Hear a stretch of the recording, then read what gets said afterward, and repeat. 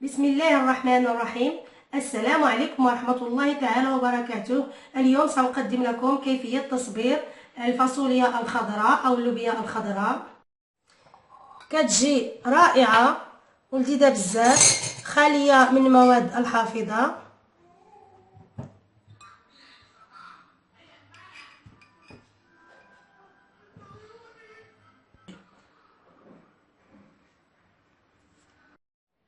باش تحضروها تبعوا معايا المقادير وطريقة التحضير.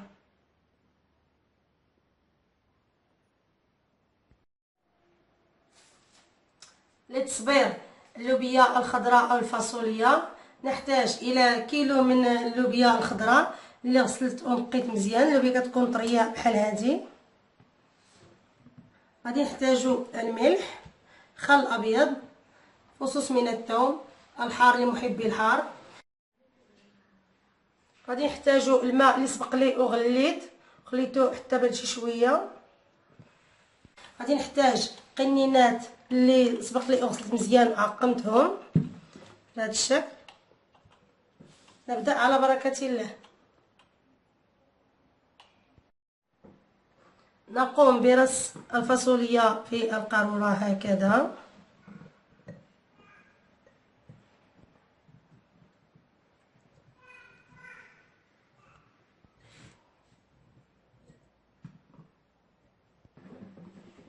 نضع الفلفل اللي كيبغي الحار لانه غيكون حار شي شويه. نضيف الثوم،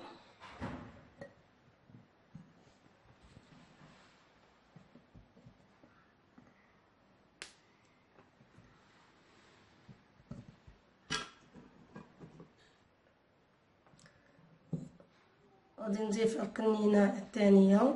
هذه غادي نعملها بدون ثوم وبدون حار، اللي ما كيفضلش الثومه او الحار.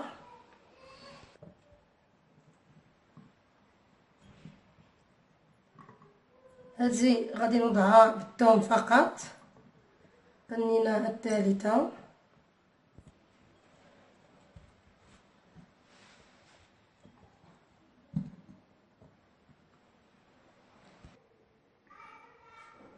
نضيف الملح.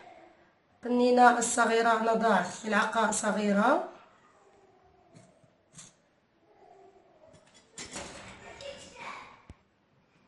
القنينه الكبيره جوج الملاعق صغيره من الملح.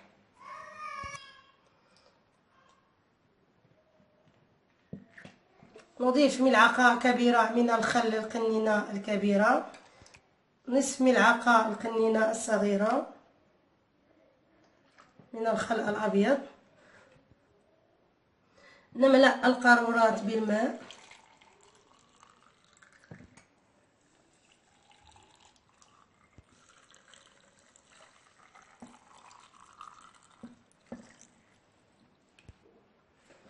نحكم غلق القارورات جيدا.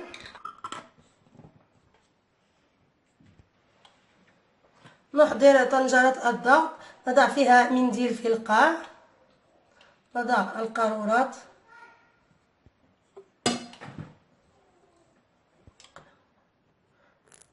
نملأ الطنجرة بالماء.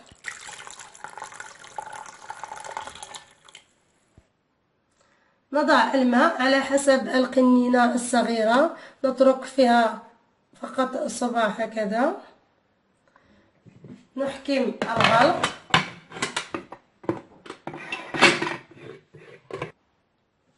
نحكم الغلق ونضع الصفارة، نضعها فوق نار متوسطة. بعد ما تبدا الصفارة تصفر غنحسبوا ليها 30 دقيقة وكنطفئوا النار. بعد مرور نصف ساعة من الطهي نتركها تبرد ليلة كاملة ثم نلتقي بعد ذلك. هذه هي الفاصوليا ديالنا بعد مرور ليلة كاملة. خليناها حتى بردت مزيان كما ترى. هذا هو الشكل النهائي للفاصوليا ديالنا.